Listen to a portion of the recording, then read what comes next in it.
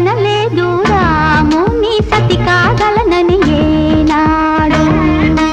రాముడు అనుకోలేదు జానకి పతి కాగలనని ఆనాడు.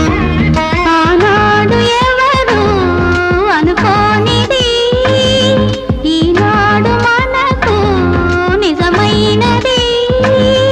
ఆ రామాయణం మన జీవన పారాయణం. రాముడు అనుకోలేదు జానకి పతి కాగలనని ఆనాడు.